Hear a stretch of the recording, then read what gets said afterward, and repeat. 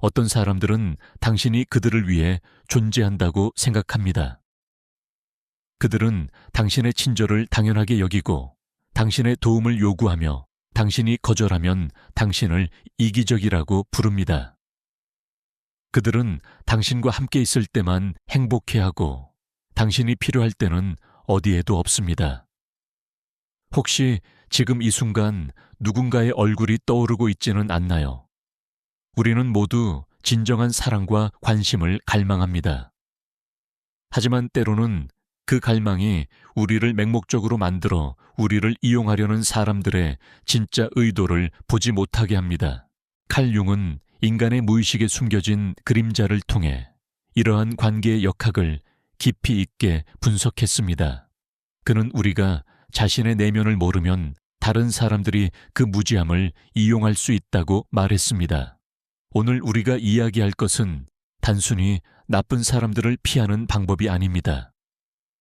이것은 자신의 가치를 알고 건강한 경계를 설정하며 진정한 사랑과 이용을 구분하는 지혜에 관한 이야기입니다.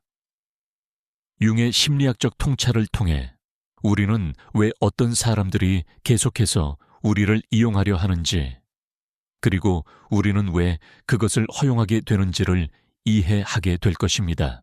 많은 사람들이 이런 상황에서 자신을 탓합니다. 내가 너무 순진했나? 내가 너무 많이 베풀었나? 하지만 문제는 당신의 선량함이나 관대함이 아닙니다. 문제는 당신이 자신의 무의식적 패턴을 인식하지 못하고 다른 사람의 조작에 취약해진다는 점입니다. 융은 이러한 무의식적 취약점을 콤플렉스라고 불렀습니다. 이 콤플렉스들은 우리도 모르게 우리의 행동을 좌우하고 우리를 같은 유형의 사람들에게 반복적으로 끌리게 만듭니다. 당신이 지금까지 경험한 고통스러운 관계들을 떠올려 보세요. 혹시 비슷한 패턴이 반복되고 있지는 않았나요?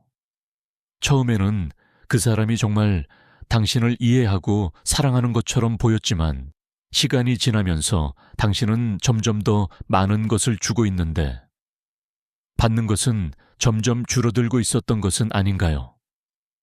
이것이 바로 우리가 오늘 탐구할 감정적 착취의 핵심입니다.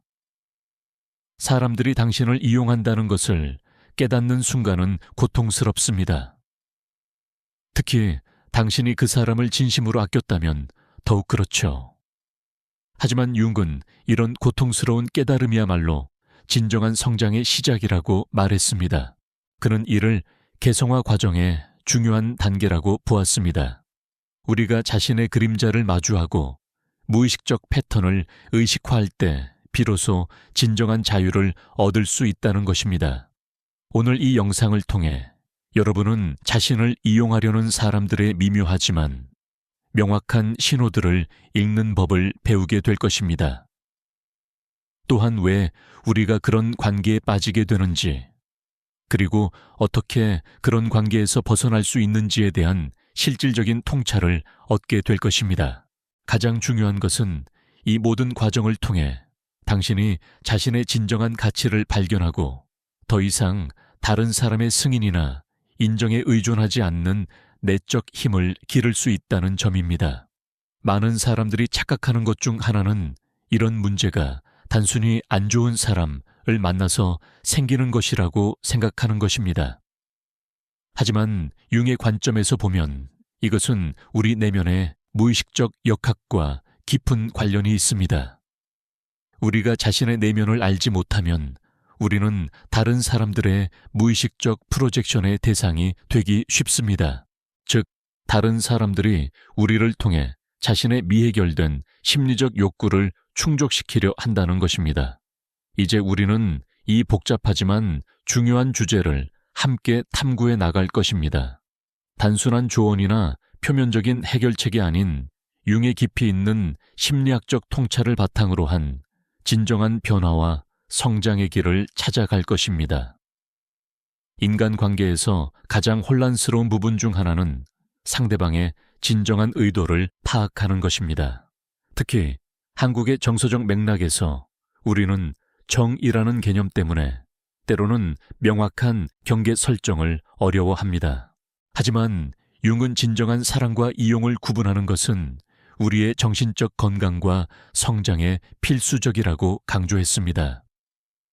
당신을 이용하는 사람들의 첫 번째 특징은 조건부 관심입니다. 이들은 당신이 자신들에게 유용할 때만 관심을 보입니다. 융의 심리학적 관점에서 보면 이런 사람들은 진정한 관계를 맺을 수 있는 능력이 부족합니다. 그들은 다른 사람을 온전한 개체로 인식하지 못하고 자신의 욕구를 충족시켜주는 도구로만 바라봅니다. 이는 융이 말한 자아 팽창의 한 형태입니다. 그들은 자신의 자아를 다른 사람들을 통해 확장하려고 시도하며 이 과정에서 타인의 독립성과 고유성을 무시합니다. 예를 들어 당신이 힘든 시간을 보내고 있을 때 그들이 어디에 있었는지 떠올려 보세요. 당신이 도움이 필요할 때, 당신이 위로가 필요할 때 그들은 바쁘거나 연락이 되지 않았을 가능성이 큽니다.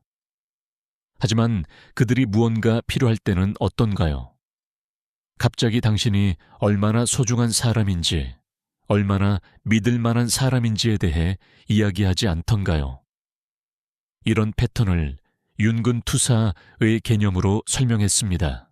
이용하려는 사람들은 자신의 필요와 욕구를 당신에게 투사하면서 마치 당신이 자연스럽게 그들을 도와야 하는 것처럼 상황을 만듭니다. 그들은 우리는 특별한 관계야, 너만이 나를 이해해 같은 말로 당신을 특별하다고 느끼게 만듭니다. 하지만 이런 특별함은 당신이 그들에게 유용할 때만 지속됩니다.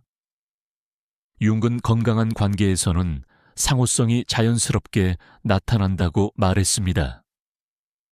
진정으로 당신을 아끼는 사람은 당신의 행복과 성장에 관심을 가집니다. 그들은 당신이 다른 사람들과도 좋은 관계를 맺는 것을 응원하고 당신의 개인적 성장을 지지합니다. 반면 당신을 이용하려는 사람들은 당신이 다른 곳에 시간이나 에너지를 쓰는 것을 불편해합니다. 그들은 미묘하게 당신을 고립시키려 하거나 다른 관계들을 폄하하려 합니다. 두 번째로 주목해야 할 특징은 감정적 조작입니다. 이들은 당신의 죄책감, 동정심 의무감을 교묘하게 자극합니다. 윤은 이런 조작이 가능한 이유를 우리의 그림자와 연결지어 설명했습니다. 우리는 모두 자신의 어둠과 부족함을 인정하고 싶지 않아 합니다. 따라서 누군가가 우리의 선량함이나 도덕성에 호소할 때 우리는 자신이 좋은 사람이라는 이미지를 유지하기 위해 그들의 요구에 응하게 됩니다. 예를 들어 그들은 네가 아니면 안 돼. 너만이 나를 도와줄 수 있어. 네가 나를 버린다면 나는 어떻게 해야 해? 같은 말로 당신의 책임감을 자극합니다. 이런 말들은 표면적으로는 당신의 중요함을 인정하는 것처럼 보이지만 실제로는 당신을 감정적으로 얽매려는 시도입니다. 융은 이런 것을 감정적 협박의 한 형태라고 볼 수 있습니다. 진정한 사랑에서는 상대방에게 선택의 자유가 있습니다. 건강한 관계에서는 네가 도와주면 고맙겠지만 네 상황을 이해해 라는 태도를 보입니다.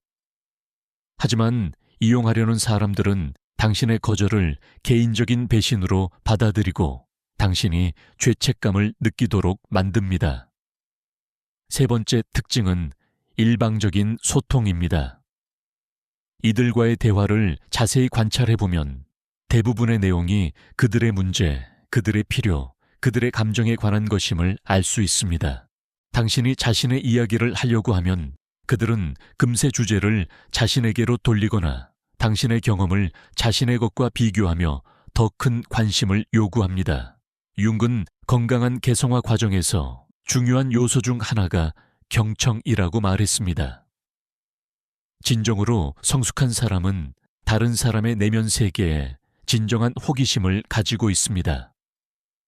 그들은 당신의 이야기를 들으면서 당신을 더 깊이 이해하려고 노력합니다. 하지만 당신을 이용하려는 사람들에게는 이런 진정한 호기심이 부족합니다.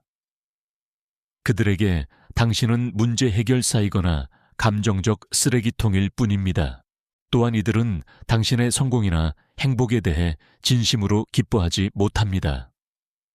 표면적으로는 축하해주는 것처럼 보일 수 있지만 미묘한 질투나 불편함을 드러냅니다. 그들은 당신이 행복할 때 오히려 자신의 문제를 더 강조하거나 당신의 성취를 폄하하는 말을 합니다. 이는 융기 말한 열등감 콤플렉스의 발현으로 볼 수 있습니다. 그들은 자신의 내적 공허함을 다른 사람의 성공을 통해 상대적으로 채우려고 시도합니다. 네 번째로 중요한 특징은 책임 회피입니다. 이들은 자신의 삶에서 일어나는 문제들에 대해 거의 책임을 지지 않습니다. 항상 다른 사람, 상황, 환경 탓을 합니다. 융의 관점에서 보면 이는 자기 성찰 능력의 부족을 나타냅니다. 진정한 개성화는 자신의 그림자를 인정하고 통합하는 과정인데 이들은 이런 자기 직면을 회피합니다. 대신 그들은 당신을 자신들의 구원자로 만들려고 합니다. 그들의 문제를 해결해주고 그들의 감정을 관리해주고 그들의 삶을 안정시켜주기를 기대합니다. 하지만 융은 아무도 다른 사람을 대신해서 개성화의 여정을 걸을 수는 없다고 명확히 했습니다. 각자가 자신의 무의식과 마주하고 자신만의 길을 찾아가야 합니다. 당신이 그들을 도우려고 노력해도 상황이 근본적으로 개선되지 않는 이유가 바로 여기에 있습니다. 문제는 당신의 도움이 부족해서가 아니라 그들이 진정한 변화에 대한 의지가 없기 때문입니다. 그들은 변화보다는 현상 유지를 원하며 당신이 그들의 불편함을 계속 해결해 주기를 바랍니다. 다섯 번째 특징은 경계 무시입니다. 건강한 관계에서는 각자의 개인적 공간과 한계가 존중됩니다. 하지만 이용하려는 사람들은 당신의 안 돼를 받아들이지 못합니다. 그들은 당신이 거절하면 더 강하게 압박을 가하거나 다른 방식으로 접근해서 원하는 것을 얻으려고 시도합니다. 융은 건강한 자아 경계의 중요성을 강조했습니다. 우리는 각자 고유한 개체로서 자신만의 내적 공간을 가지고 있으며 이것이 침해당하지 않을 권리가 있습니다. 하지만 당신을 이용하려는 사람들은 이런 경계를 이기적이거나 차가운 것으로 해석합니다. 그들은 진정한 친밀함이란 경계가 없는 것이라고 잘못 생각합니다. 실제로는 그 반대입니다. 융은 건강한 경계가 있을 때 비로소 진정한 만남이 가능하다고 말했습니다. 자신의 정체성이 명확한 사람들끼리만이 서로를 있는 그대로 만날 수 있습니다. 경계가 없는 관계는 종종 상호 의존이나 공생관계로 변질됩니다. 여섯 번째로 주목할 점은 위기 중독입니다. 이런 사람들의 삶에는 항상 긴급한 위기나 드라마가 있습니다. 한 문제가 해결되면 곧바로 다른 문제가 생깁니다. 처음에는 그들이 정말 불운한 사람이라고 생각할 수 있습니다. 하지만 시간이 지나면서 이런 위기들이 패턴을 이루고 있음을 알게 됩니다. 융의 관점에서 보면 이들은 위기를 통해 다른 사람들의 관심과 도움을 얻는 방법을 학습한 것입니다. 평상시에는 사람들이 자신에게 별로 관심을 주지 않지만 위기 상황에서는 사람들이 달려와서 도와줍니다. 따라서 무의식적으로 이들은 위기 상황을 만들어내거나 유지하려고 합니다. 이는 융이 말한 2차 이득의 개념과 관련이 있습니다. 표면적으로는 문제로 보이는 상황이지만 그 사람에게는 숨겨진 이익이 있다는 것입니다. 위기는 그들에게 관심, 동정, 도움을 가져다주는 수단입니다. 따라서 아무리 도와주어도 근본적인 해결책을 찾지 못하게 됩니다. 7번째 특징은 감정적 변덕입니다. 이들의 감정은 예측하기 어렵고 극단적입니다. 한순간은 당신을 하늘처럼 떠받들다가 다음 순간에는 차갑게 대하거나 화를 냅니다. 이런 극단적인 감정 변화는 당신을 혼란스럽게 만들고 그들의 기분에 맞춰 행동하게 만듭니다. 융은 이런 감정적 불안정성을 그림자의 투사로 설명했습니다. 이들은 자신의 내적 갈등과 모순을 다른 사람들에게 투사합니다. 그들이 자신을 사랑하고 미워하는 복잡한 감정을 당신에게 향하게 하는 것입니다. 결과적으로 당신은 그들의 내적 혼란의 희생양이 됩니다. 건강한 사람들은 감정의 기복이 있더라도 기본적인 일관성을 유지합니다. 그들은 화가 나거나 우울할 때도 다른 사람을 존중하는 선을 지킵니다. 하지만 당신을 이용하려는 사람들은 자신의 감정 상태에 따라 당신을 대하는 방식을 완전히 바꿉니다. 8번째로 중요한 신호는 과거 왜곡입니다. 이들은 종종 과거에 일어난 일들을 자신에게 유리하게 왜곡해서 기억합니다. 당신이 그들을 위해 한 일들은 축소하거나 당연하게 여기는 반면 자신이 당신을 위해 한 작은 일들은 과장해서 기억합니다. 또한 갈등 상황에서는 자신의 잘못은 기억하지 못하고 당신의 실수만 강조합니다. 융은 기억이 완전히 객관적일 수는 없다고 인정했지만 극단적인 왜곡은 자기 기만의 신호라고 보았습니다. 건강한 자기 성찰 능력이 있는 사람은 자신의 실수나 부족함도 인정할 수 있습니다.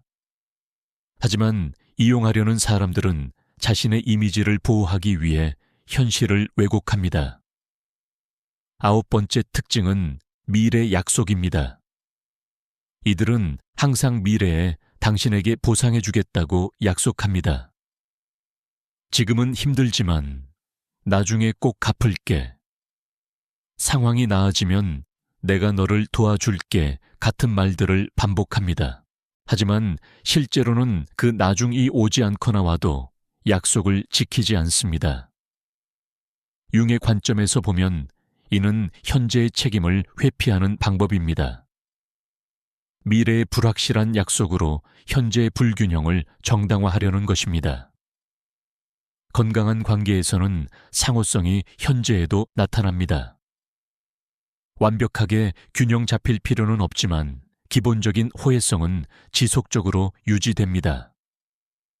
마지막으로 10번째 특징은 성장 방해입니다.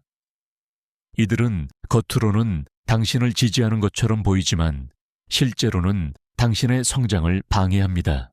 당신이 새로운 도전을 하려고 하면 위험하다고 말하거나 당신의 능력을 의심합니다. 당신이 다른 사람들과 좋은 관계를 만들려고 하면 그들의 부정적인 면을 강조합니다.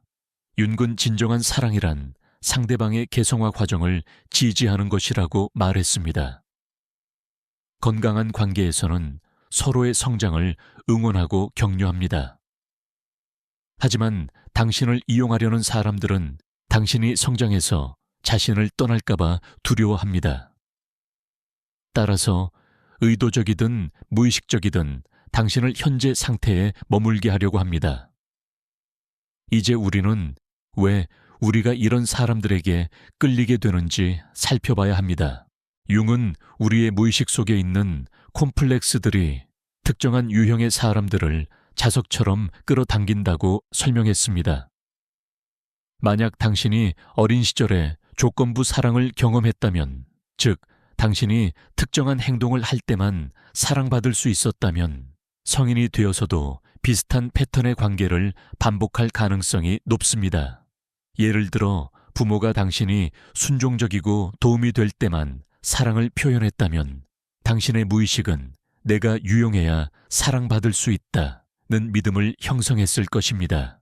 이런 믿음은 성인이 되어서도 당신을 이용하려는 사람들에게 취약하게 만듭니다.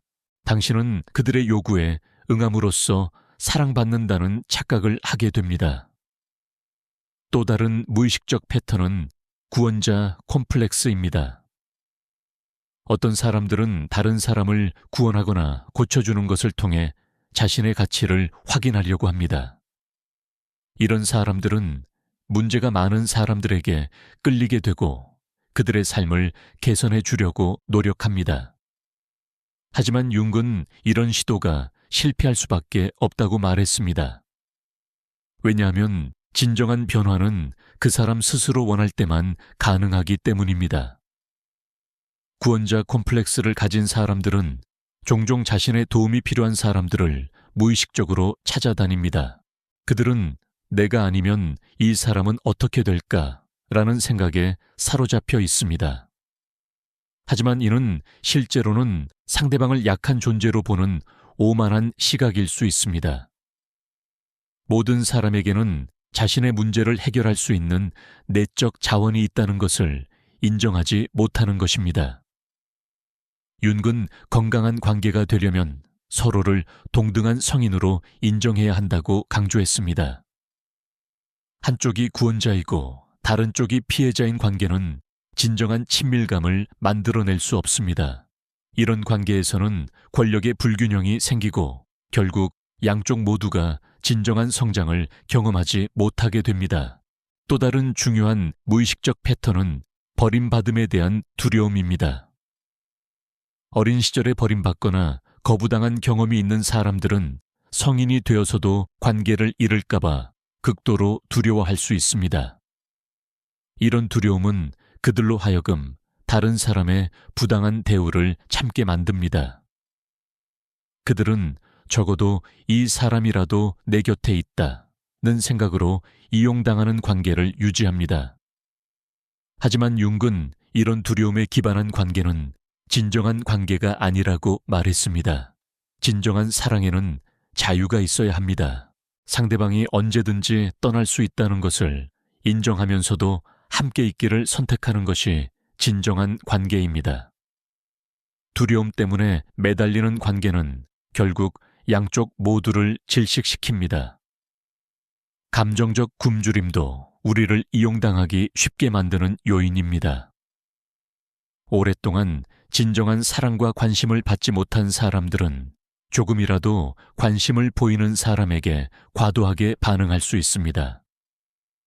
이들에게는 조건부이고 이기적인 관심도 진정한 사랑으로 느껴질 수 있습니다. 융은 이런 감정적 굶주림이 우리의 판단력을 흐리게 만든다고 경고했습니다. 우리는 너무 갈급해서 상대방의 진정한 의도를 제대로 파악하지 못하게 됩니다. 마치 사막에서 목마른 사람이 신기루를 진짜 오아시스로 착각하는 것과 같습니다. 낮은 자존감 역시 중요한 요인입니다. 자신의 가치를 제대로 인식하지 못하는 사람들은 다른 사람들로부터 인정받기 위해 과도한 희생을 감수합니다. 그들은 자신이 다른 사람들에게 무언가를 계속 증명해야 한다고 생각합니다.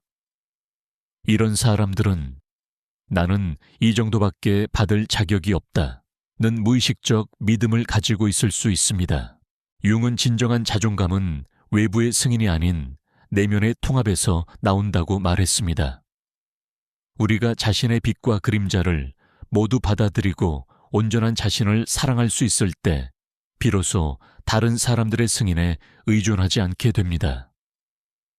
이때 우리는 건강한 관계와 이용하려는 관계를 명확히 구분할 수 있는 지혜를 얻게 됩니다. 완벽주의 역시 우리를 취약하게 만드는 요소입니다. 완벽주의자들은 자신이 모든 사람을 행복하게 만들어야 한다고 생각합니다. 그들은 누군가가 자신에게 실망하거나 화를 내는 것을 견디기 어려워합니다. 이런 사람들은 다른 사람의 불편함이나 문제를 자신의 책임으로 받아들이는 경향이 있습니다. 하지만 융은 우리가 다른 사람의 감정이나 반응을 완전히 통제할 수는 없다고 명확히 했습니다. 각 사람은 자신의 내적 세계에 대한 책임이 있으며 다른 사람이 그것을 대신할 수는 없습니다. 완벽주의자들이 이 사실을 받아들이지 못하면 계속해서 불가능한 임무를 수행하려고 하다가 결국 소진되고 맙니다. 이제 우리는 이런 독성적인 관계에서 벗어나는 방법을 살펴보겠습니다. 융의 개성화 과정에 따르면 첫 번째 단계는 인식입니다. 우리는 먼저 자신이 어떤 패턴에 빠져 있는지 정확히 파악해야 합니다. 이것이 왜 중요한가 하면 우리가 인식하지 못하는 것은 바꿀 수 없기 때문입니다. 자신의 관계 패턴을 돌아보는 것은 때로 고통스러울 수 있습니다. 우리는 자신이 얼마나 많은 시간과 에너지를 가치 없는 관계에 투자해 왔는지 깨닫게 됩니다.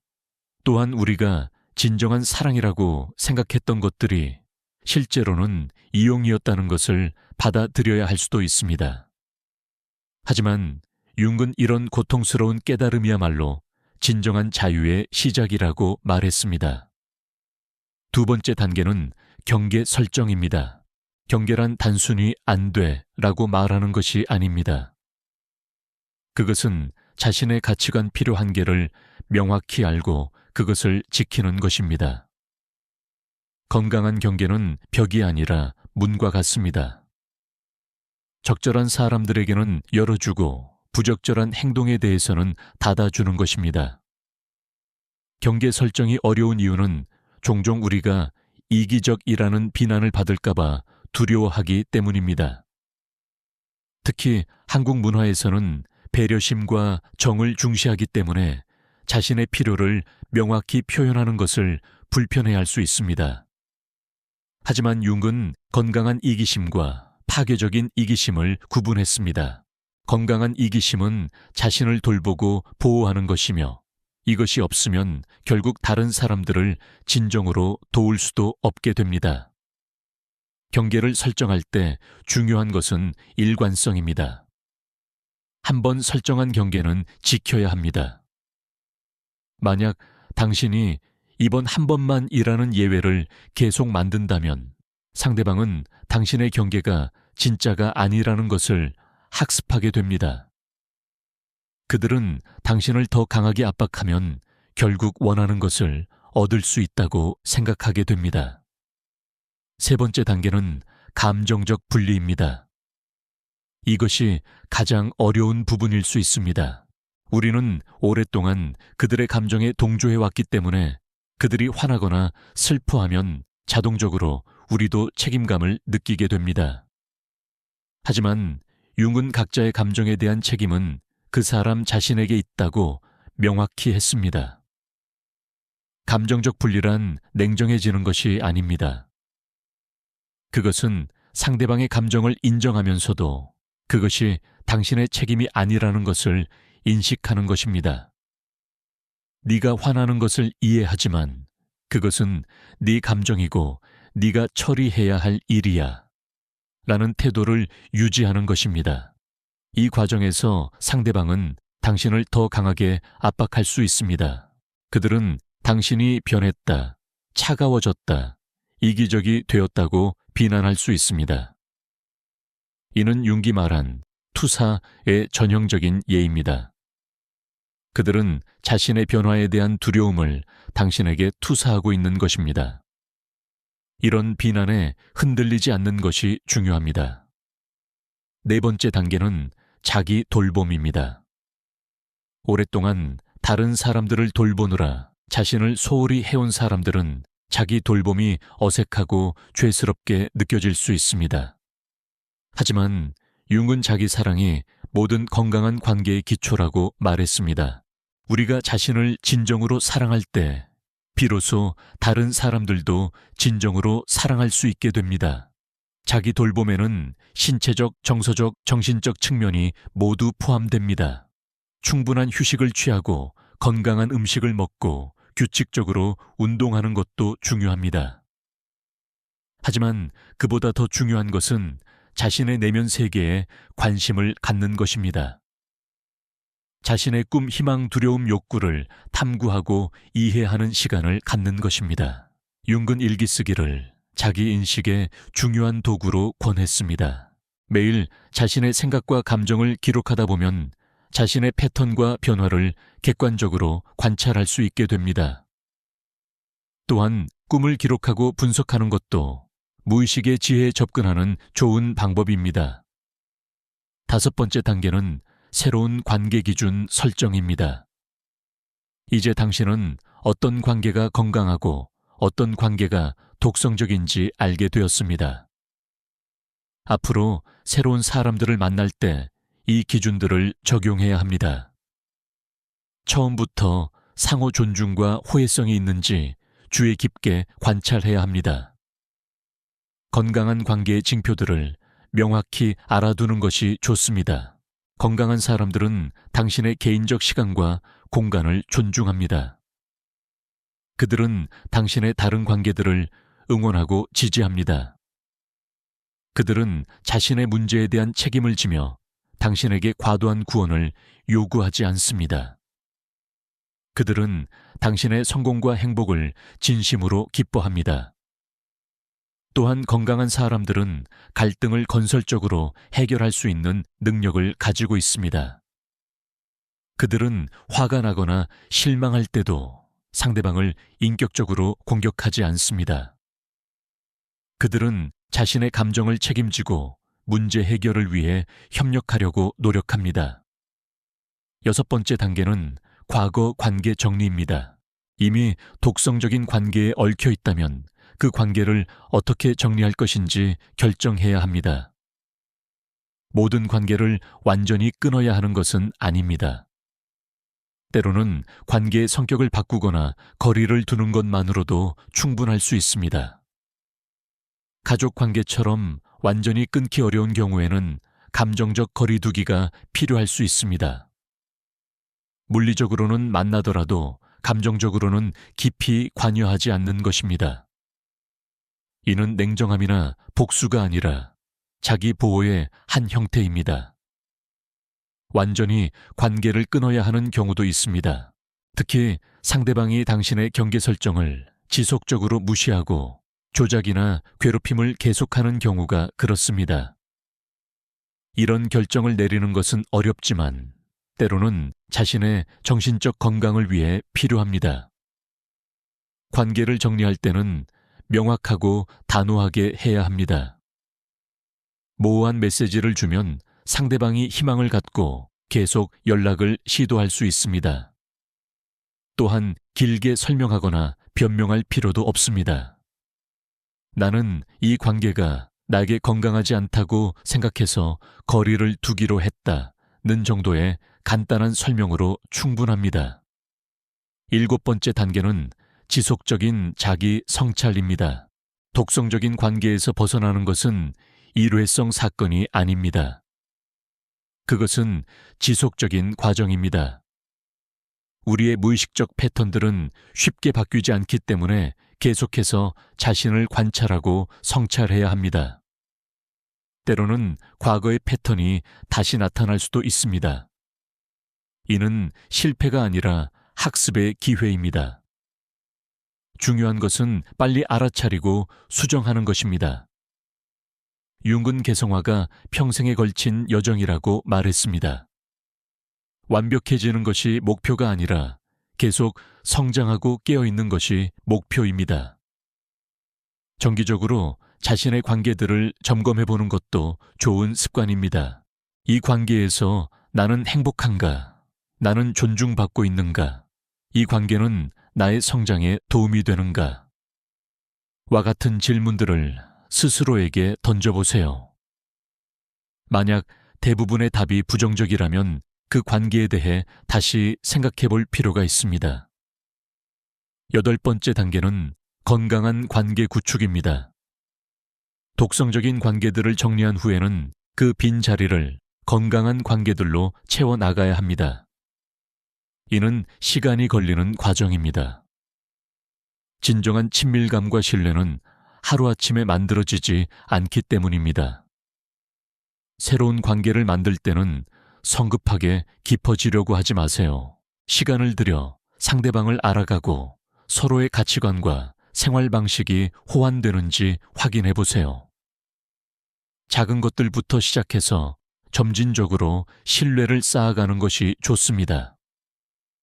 또한 다양한 유형의 관계를 만드는 것이 중요합니다. 한 사람에게 모든 것을 의존하는 것은 건강하지 않습니다. 친구, 동료, 가족, 로맨틱 파트너 등 다양한 관계에서 서로 다른 측면의 자신을 표현하고 충족감을 얻을 수 있어야 합니다. 9번째 단계는 자기 완성입니다. 융의 개성화 과정의 궁극적 목표는 완전한 자기 자신이 되는 것입니다. 이는 다른 사람의 승인이나 사랑에 의존하지 않고도 완전하고 만족스러운 삶을 살 수 있다는 의미입니다. 자기 완성이란 완벽해지는 것이 아닙니다. 그것은 자신의 빛과 그림자를 모두 받아들이고 온전한 자신으로 살아가는 것입니다. 이는 자신의 강점을 인정하면서도 약점을 부인하지 않는 것을 의미합니다. 자신의 실수나 부족함을 인정하면서도 그것 때문에 자기 가치를 부정하지 않는 것입니다. 자기 완성된 사람은 외로움을 두려워하지 않습니다. 그들은 자신과의 관계를 즐길 수 있고 혼자 있는 시간을 소중히 여깁니다. 이는 다른 사람들과의 관계를 거부한다는 의미가 아니라 관계를 필요가 아닌 선택의 문제로 본다는 것입니다. 마지막 10번째 단계는 지혜 나누기입니다. 자신의 경험을 통해 얻은 지혜를 다른 사람들과 나누는 것입니다. 이는 다른 사람들을 구원하려는 것이 아니라 자신의 이야기를 통해 다른 사람들이 자신만의 길을 찾도록 돕는 것입니다. 당신이 독성적인 관계에서 벗어나는 여정을 걸었다면 비슷한 상황에 있는 사람들에게 희망이 될 수 있습니다. 하지만 중요한 것은 조언을 강요하지 않는 것입니다. 그들이 준비되었을 때, 그들이 요청할 때만 도움을 주는 것입니다. 이제 우리는 융의 관점에서 본 건강한 사랑과 독성적인 이용의 차이를 더 깊이 탐구해 보겠습니다. 융은 사랑에 대해 많은 통찰을 남겼는데 그 중에서도 특히 중요한 것은 진정한 사랑에는 자유가 있다는 점입니다. 건강한 사랑에서는 상대방을 소유하려 하지 않습니다. 대신 상대방이 자신만의 길을 걸어갈 수 있도록 지지하고 격려합니다. 반면 독성적인 관계에서는 상대방을 통제하고 소유하려고 합니다. 이들은 상대방이 자신 없이는 살 수 없다고 믿게 만들려고 하거나 자신 없이는 행복할 수 없다고 암시합니다. 이는 진정한 사랑이 아니라 의존성과 집착입니다. 융은 또한 건강한 사랑에서는 서로의 개성을 존중한다고 말했습니다. 각자가 고유한 개체로서 존중받으며 상대방을 자신의 이상적 이미지에 맞추려고 하지 않습니다. 하지만 독성적인 관계에서는 상대방을 자신이 원하는 모습으로 바꾸려고 시도합니다. 그들은 너를 위해서라는 명목으로 상대방의 행동이나 생각을 조작하려고 합니다. 건강한 사랑에서는 상호 성장이 일어납니다. 두 사람이 함께 있음으로써 각자가 더 나은 사람이 됩니다. 서로의 강점을 격려하고 약점을 보완해주며 함께 새로운 경험을 통해 성장합니다. 하지만 독성적인 관계에서는 한쪽 또는 양쪽 모두가 정체되거나 퇴화합니다. 관계가 발전적이지 않고 반복적이며 소모적입니다. 건강한 사랑에는 진정한 친밀감이 있습니다. 이는 상대방에 있는 그대로의 모습을 보고 받아들이는 것을 의미합니다. 서로의 약점이나 실수도 이해하고 용서할 수 있습니다. 반면 독성적인 관계에서는 표면적인 친밀감만 있을 뿐입니다.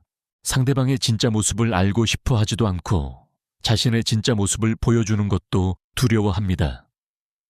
융은 건강한 관계에서는 갈등도 건설적으로 해결된다고 말했습니다. 의견 차이나 문제가 생겼을 때 서로를 공격하는 것이 아니라 문제를 함께 해결하려고 노력합니다.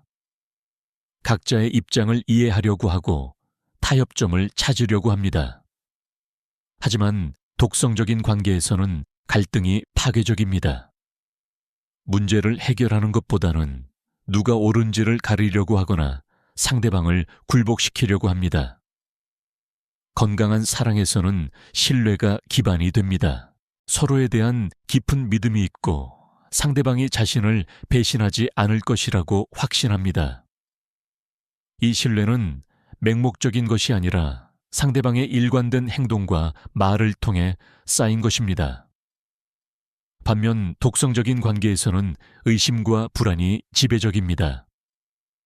상대방의 행동이나 말을 계속 의심하게 되고 끊임없이 확인하려고 합니다. 건강한 관계에서는 각자의 독립성이 유지됩니다. 함께 있으면서도 각자의 취미, 친구 관심사를 가질 수 있습니다. 상대방이 다른 사람들과 시간을 보내는 것을 이해하고 지지합니다. 하지만 독성적인 관계에서는 과도한 의존성이 생깁니다. 상대방 없이는 아무것도 할 수 없다고 생각하거나 상대방이 자신 없이 무언가를 하는 것을 질투하고 방해합니다. 융의 관점에서 보면 건강한 사랑은 두 개의 완전한 원이 만나는 것과 같습니다. 각자가 자기 완성된 상태에서 서로를 선택하는 것입니다. 반면 독성적인 관계는 두 개의 반쪽이 만나서 하나가 되려고 하는 것과 같습니다. 각자의 부족함을 상대방으로 채우려고 하기 때문에 건강하지 않습니다. 건강한 관계에서는 현재에 집중합니다. 물론 미래에 대한 계획도 함께 세우지만 현재의 관계 자체를 소중히 여깁니다. 상대방과 함께 보내는 시간을 진정으로 즐기고 감사해야 합니다. 하지만 독성적인 관계에서는 항상 조건부입니다. 네가 이렇게 하면, 상황이 이렇게 되면 과 같은 조건들이 붙습니다. 건강한 사랑에서는 서로의 감정을 존중합니다. 상대방이 화나거나 슬퍼할 때 그 감정을 이해하려고 노력하고 함께 해결책을 찾으려고 합니다. 상대방의 감정을 무시하거나 부정하지 않습니다. 반면 독성적인 관계에서는 상대방의 감정을 조작하려고 합니다. 상대방이 자신이 원하는 방식으로 느끼기를 강요하거나 감정 표현을 억압하려고 합니다. 이제 우리는 한국 사회의 특수한 맥락에서 이런 문제들을 살펴볼 필요가 있습니다. 한국 문화에는 정이라는 독특한 개념이 있습니다. 이는 서양의 사랑이나 우정과는 다른 깊은 인간적 유대감을 의미합니다. 이런 문화적 배경 때문에 때로는 건강하지 않은 관계도 정 때문에 참아야 한다고 생각할 수 있습니다. 하지만 융의 관점에서 보면 진정한 정은 상대방의 성장과 행복을 바라는 것입니다. 상대방을 자신의 편의를 위해 이용하는 것은 정이 아닙니다. 오히려 그것은 정을 빙자한 이기주의입니다. 진정한 정이 있다면 때로는 상대방을 위해 거리를 두거나 관계를 정리하는 것이 더 사랑하는 일일 수 있습니다. 한국 사회에서는 또한 효도나 의리와 같은 가치들이 중요시됩니다. 이런 가치들 자체는 아름답고 중요하지만 때로는 이것들이 독성적인 관계를 정당화하는 도구로 사용될 수 있습니다. 예를 들어 부모가 성인 자녀를 감정적으로 조작하면서 효도해야지 라고 말하거나 친구가 일방적인 도움을 요구하면서 우리 사이에 의리가 있잖아 라고 말할 수 있습니다. 융은 진정한 도덕성은 맹목적인 복종이 아니라 의식적인 선택에서 나온다고 말했습니다. 진정한 효도는 부모의 모든 요구를 무조건 들어주는 것이 아니라 부모의 진정한 행복과 성장을 위해 때로는 어려운 결정도 내릴 수 있는 용기를 갖는 것입니다. 마찬가지로 진정한 의리는 친구의 잘못된 행동까지 덮어주는 것이 아니라 친구가 더 나은 사람이 될 수 있도록 진실을 말해주는 것입니다. 집단주의 문화의 영향으로 개인의 경계나 독립성을 강조하는 것이 이기적으로 보일 수 있습니다. 하지만 융은 건강한 개인성이야말로 건강한 공동체의 기반이라고 말했습니다. 자신을 제대로 돌보지 못하는 사람은 결국 다른 사람들에게도 도움이 되지 못합니다. 한국 사회에서 특히 여성들은 희생하는 어머니, 헌신하는 아내와 같은 역할 기대 때문에 자신의 필요를 뒤로 미루는 경우가 많습니다. 하지만 융은 여성성의 진정한 힘은 무조건적인 희생이 아니라 지혜로운 사랑에 있다고 보았습니다. 진정으로 사랑한다면 때로는 안 돼라고 말할 수 있어야 합니다. 남성들 역시 가장으로서의 책임이나 강한 남자라는 사회적 기대 때문에 자신의 감정이나 필요를 무시하는 경우가 있습니다. 하지만 융은 진정한 남성성은 타인을 지배하는 것이 아니라 자신을 다스리는 것에 있다고 말했습니다. 자신의 감정을 인정하고 건강하게 표현할 수 있는 남성이야말로 진정으로 강한 남성입니다. 연령대별로도 다른 어려움들이 있습니다. 젊은 세대는 아직 경험이 부족해서 사람을 제대로 판단하기 어려울 수 있습니다. 그들은 상대방의 달콤한 말이나 로맨틱한 제스처에 쉽게 현혹될 수 있습니다. 하지만 나이가 들수록 사람을 보는 눈이 생기고 진정성을 구분할 수 있게 됩니다. 중년 세대는 다른 종류의 취약점이 있을 수 있습니다. 자녀들이 독립하거나 배우자와의 관계가 소원해지면서 감정적 공허감을 느낄 수 있습니다. 이때 관심을 보이는 사람이 나타나면 그들의 진정한 의도를 제대로 파악하지 못할 수 있습니다. 또한 오랜 관계에서 축적된 피로감 때문에 새로운 자극을 찾다가 잘못된 선택을 할 수도 있습니다. 노년 세대는 외로움과 의존성 때문에 취약해질 수 있습니다. 신체적 능력이나 경제적 상황의 변화로 인해 다른 사람의 도움이 더 필요해지면서 그 도움을 주는 사람들의 진정한 의도를 의심하기 어려워질 수 있습니다. 하지만 나이가 많다고 해서 존중받을 권리를 포기해야 하는 것은 아닙니다. 이제 우리는 실제적인 상황들을 통해 이런 원리들이 어떻게 적용되는지 살펴보겠습니다. 직장에서 만날 수 있는 독성적인 관계의 예를 들어보겠습니다.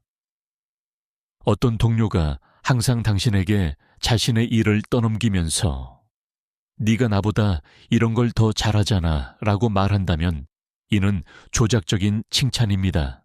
진정한 칭찬이라면 당신의 능력을 인정하면서도 자신의 몫은 자신이 해결하려고 노력할 것입니다. 또 다른 예로 상사가 업무 시간 외에도 지속적으로 연락을 하면서 우리는 한 가족 같은 팀이잖아 라고 말한다면 이는 직업적 경계를 흐리는 행위입니다. 진정으로 팀을 생각한다면 구성원들의 개인 시간도 존중해야 합니다. 가족 관계에서도 비슷한 문제들이 생길 수 있습니다. 성인이 된 자녀에게 부모가 지속적으로 경제적 감정적 지원을 요구하면서 네가 성공한 것도 다 부모 덕분 아니냐라고 말한다면 이는 감정적 협박입니다. 물론 부모에 대한 감사는 중요하지만 그것이 성인 자녀의 독립성을 침해하는 도구가 되어서는 안 됩니다. 형제자매 관계에서도 문제가 생길 수 있습니다. 한 형제가 다른 형제에게 지속적으로 도움을 요청하면서 피는 물보다 진하다고 말하며 가족의 정을 강조한다면 이 역시 조작적일 수 있습니다. 진정한 가족애라면 상대방의 상황과 능력도 고려해야 합니다. 친구 관계에서는 더욱 미묘한 형태로 나타날 수 있습니다. 어떤 친구가 항상 자신의 연애 문제나 직장 문제를 상담한다고 하면서 당신을 만나지만 당신이 힘들 때는 요즘 너무 바빠서 라고 말하며 피한다면 이는 일방적인 관계입니다. 진정한 우정에는 상호성이 있어야 합니다. 연인 관계에서는 가장 복잡하고 강렬한 형태로 나타날 수 있습니다. 상대방이 너 없이는 살 수 없어 라고 말하면서 과도한 관심과 시간을 요구한다면 이는 사랑이 아니라 의존입니다. 또한 네가 나를 진정으로 사랑한다면 이라는 말로 시작해서 무리한 요구를 한다면 이는 사랑을 조건부로 만드는 행위입니다. 온라인 관계에서도 비슷한 패턴들이 나타날 수 있습니다. SNS에서 과도한 관심을 보이다가 갑자기 차갑게 대하거나 온라인에서만 적극적이지만 오프라인에서 만나자고 하면 계속 핑계를 대는 사람들이 있습니다. 이런 행동은 진정한 관계를 원하는 것이 아니라 자신의 필요에 따라 상대방을 이용하려는 것일 수 있습니다. 이제 우리는 이런 상황들에서 어떻게 대응해야 하는지 구체적으로 살펴보겠습니다. 먼저 관찰이 중요합니다. 상대방의 말보다는 행동을 주의 깊게 보세요. 말은 쉽게 할 수 있지만 일관된 행동은 진정성을 보여줍니다. 또한 상대방이 다른 사람들을 어떻게 대하는지도 관찰해 보세요. 당신에게만 특별히 좋게 대한다면 그것은 진정성이 아니라 계산일 수 있습니다. 두 번째로 직감을 믿으세요. 융근 직감을 매우 중요한 인식 능력으로 보았습니다. 논리적으로는 설명할 수 없지만 뭔가 이상하다는 느낌이 든다면 그 느낌을 무시하지 마세요. 우리의 무의식은 종종 의식보다 먼저 상황의 본질을 파악합니다. 세 번째로 질문하세요. 상대방의 요청이나 행동에 대해 의문이 들면 직접 물어보세요. 왜 항상 내게만 이런 부탁을 하나요? 다른 방법은 없나요? 같은 질문들을 해보세요. 건전한 의도를 가진 사람이라면 이런 질문들에 대해 합리적인 답을 할 수 있을 것입니다. 네 번째로 작은 테스트를 해보세요. 예를 들어 한번 거절해보거나 당신이 도움을 요청해보세요. 상대방의 반응을 통해 그들의 진정한 의도를 파악할 수 있습니다. 진정으로 당신을 아끼는 사람이라면 당신의 거절을 존중하고 당신이 도움이 필요할 때 기꺼이 도와줄 것입니다. 다섯 번째로 시간을 두세요. 성급하게 깊은 관계로 발전시키려고 하지 마세요. 진정한 관계는 시간이 걸립니다. 상대방이 빨리 친해지려고 하거나 급하게 도움을 요청한다면 그것은 경고 신호일 수 있습니다. 여섯 번째로 다른 사람의 의견을 들어보세요. 신뢰할 만한 친구나 가족에게 그 관계에 대해 객관적인 의견을 구해보세요. 때로는 당사자는 보지 못하는 것을 제3자가 더 명확하게 볼 수 있습니다. 일곱 번째로 기록하세요.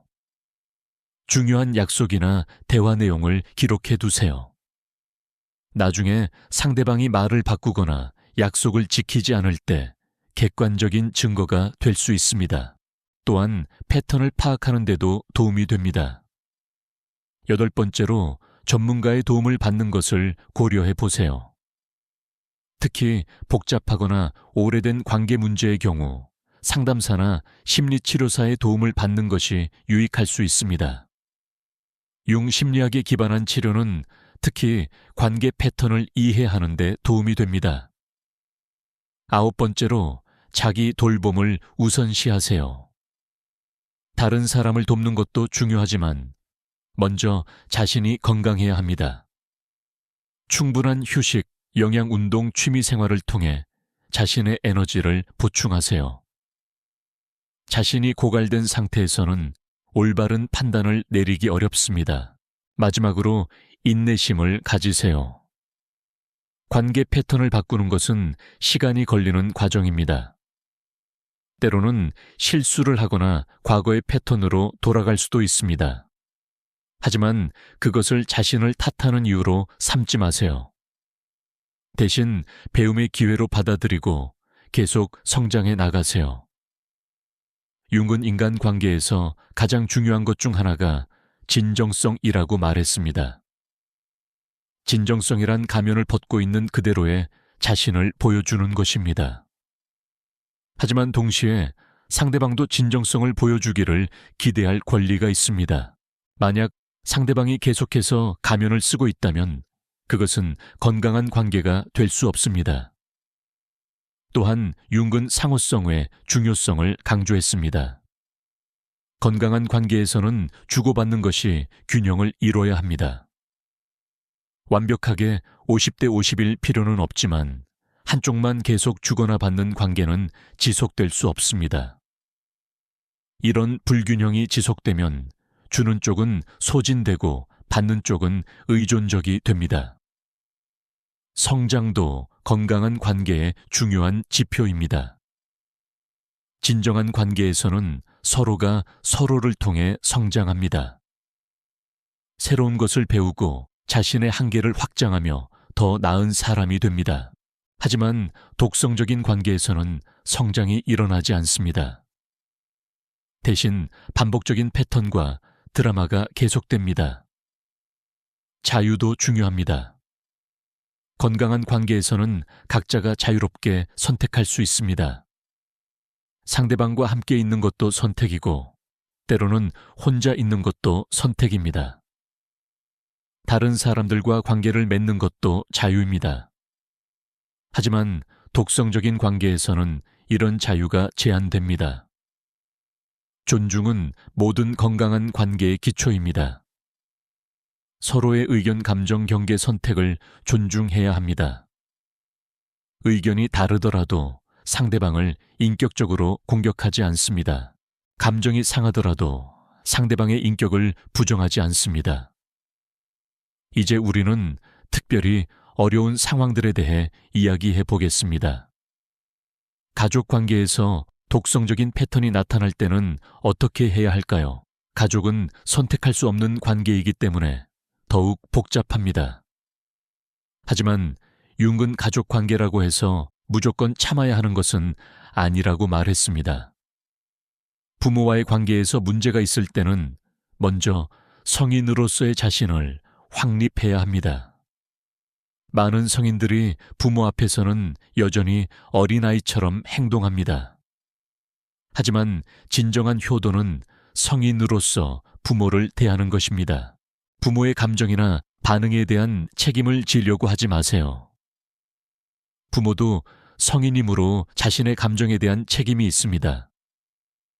부모가 성인 자녀에게 과도한 관여를 하거나 죄책감을 유발시키려 한다면 명확한 경계를 설정해야 합니다.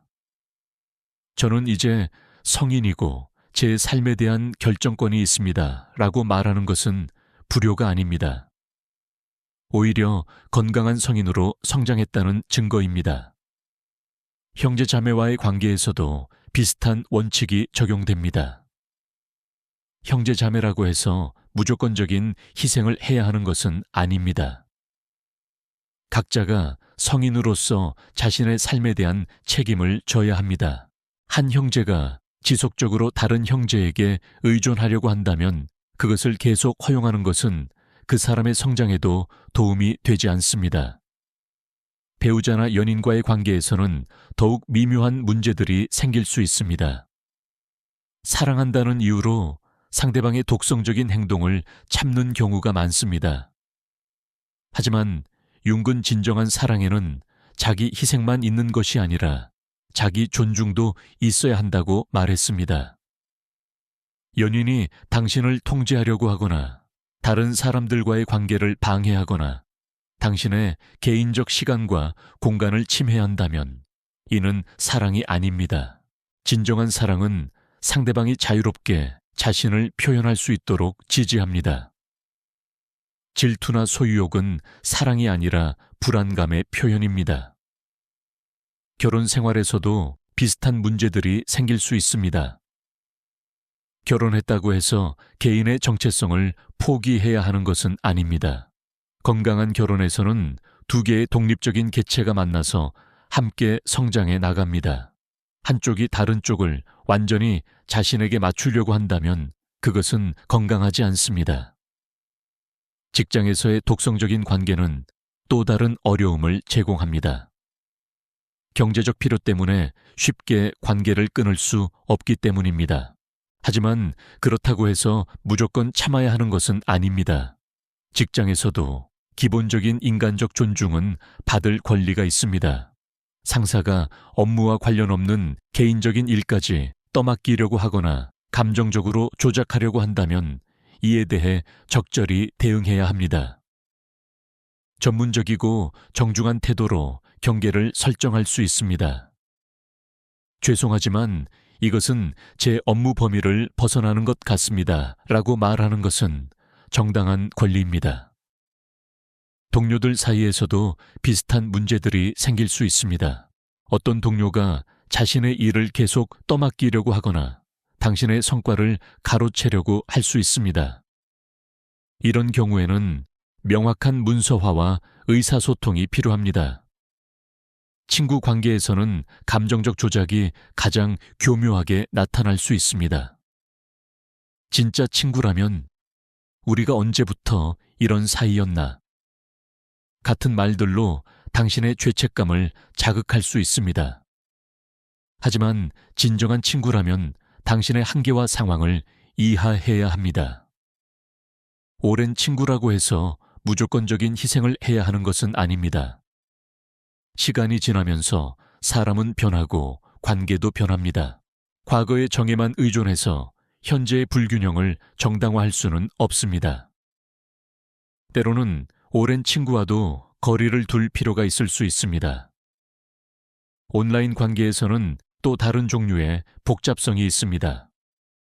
상대방의 실제 의도나 상황을 파악하기 어렵고 익명성 뒤에 숨어서 더욱 대담한 조작을 시도할 수 있습니다.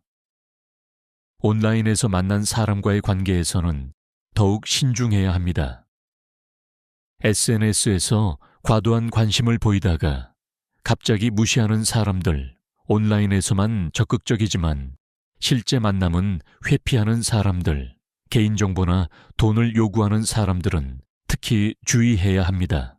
진정한 관계는 온라인과 오프라인에서 일관성을 보입니다. 이제 우리는 회복과 치유의 과정에 대해 이야기해야 합니다. 독성적인 관계에서 벗어나는 것만으로는 충분하지 않습니다. 그런 관계들이 남긴 상처와 왜곡된 믿음들을 치유해야 합니다. 첫째, 자기 연민을 허용하세요. 자신이 이용당했다는 것을 인정하고 그로 인한 고통을 느끼는 것은 자연스러운 과정입니다. 자신을 탓하거나 왜 그때 몰랐을까 라고 자책하지 마세요. 누구나 실수를 하고 누구나 배우는 과정에 있습니다. 둘째, 분노를 건강하게 표현하세요. 화가 나는 것은 당연합니다. 그 분노를 억압하거나 부정하지 마세요. 대신 건강한 방법으로 표현하세요. 운동, 글쓰기, 예술 활동 등을 통해 분노를 처리할 수 있습니다. 셋째, 지지 체계를 구축하세요. 혼자서 모든 것을 해결하려고 하지 마세요.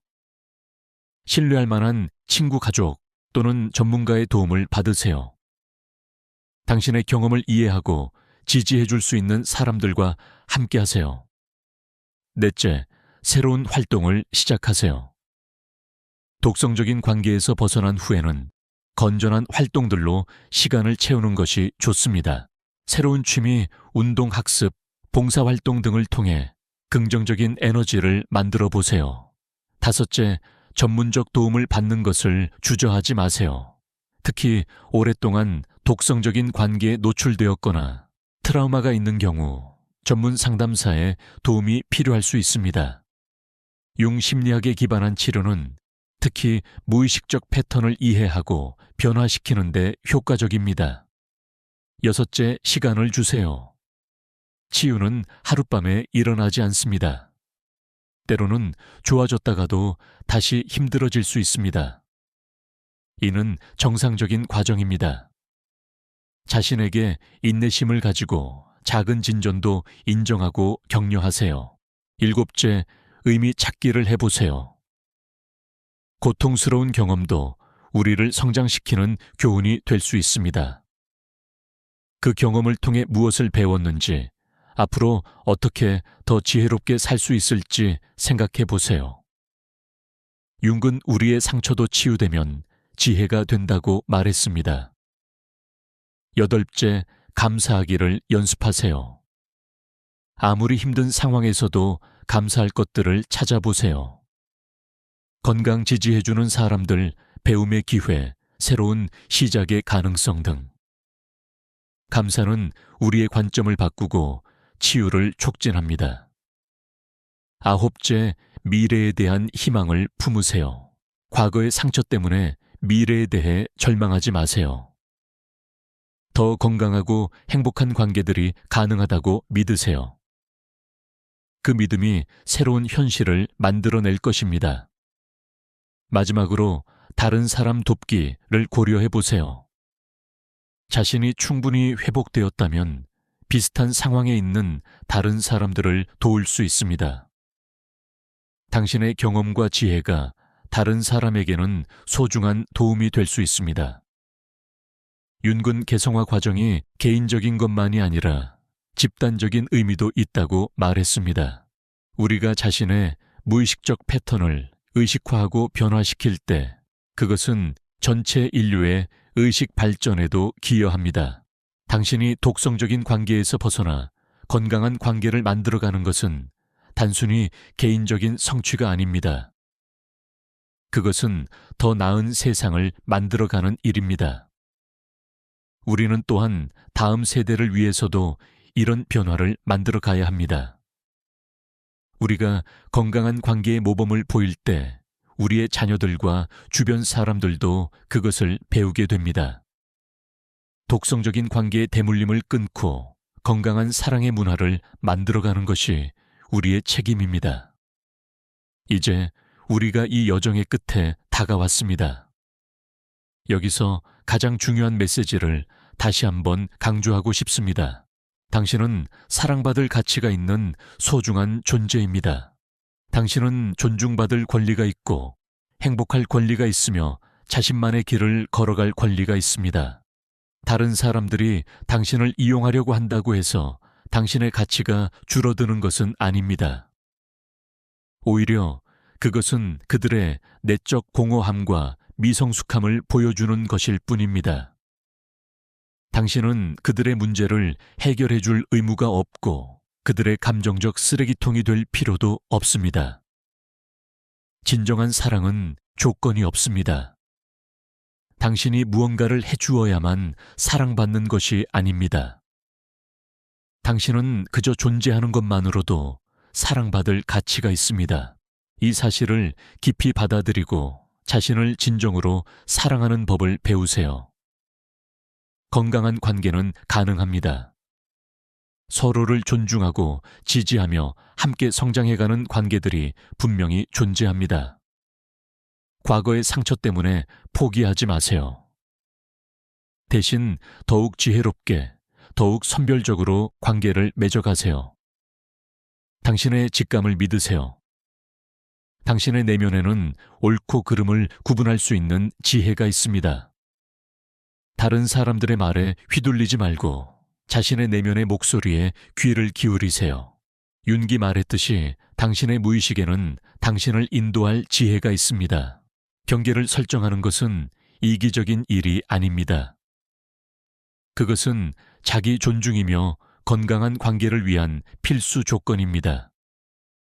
당신의 안되는 당신을 보호하는 방패이며 진정한 사랑을 위한 공간을 만드는 것입니다. 혼자 있는 것을 두려워하지 마세요. 고독은 외로움과 다릅니다. 고독은 자신과 깊이 만나는 소중한 시간입니다. 당신이 자신과 편안하게 지낼 수 있을 때 비로소 다른 사람들과도 진정으로 만날 수 있습니다. 실수를 두려워하지 마세요. 완벽한 사람은 없고 완벽한 관계도 없습니다. 중요한 것은 배우고 성장하는 것입니다. 당신의 실수들도 당신을 더욱 지혜롭게 만드는 소중한 경험입니다. 다른 사람들의 승인을 구하려고 자신을 희생하지 마세요. 당신의 가치는 다른 사람들의 인정에 달려있지 않습니다. 당신은 그저 당신이기 때문에 소중한 존재입니다. 변화는 가능합니다. 아무리 오래된 패턴이라도 의식하고 노력하면 바꿀 수 있습니다. 윤기 말했듯이 우리가 의식하지 못하는 것은 우리를 지배하지만 의식하는 순간 우리가 그것을 선택할 수 있게 됩니다. 당신의 여정은 독특하고 소중합니다. 다른 사람과 비교하지 마세요. 각자에게는 각자만의 속도와 방식이 있습니다. 당신만의 길을 당당하게 걸어가세요. 마지막으로 희망을 잃지 마세요. 아무리 어두운 밤도 새벽은 옵니다. 당신이 겪고 있는 고통도 영원하지 않습니다. 지금 이 순간의 어려움을 통과하면 더욱 밝고 아름다운 날들이 기다리고 있습니다. 당신은 혼자가 아닙니다.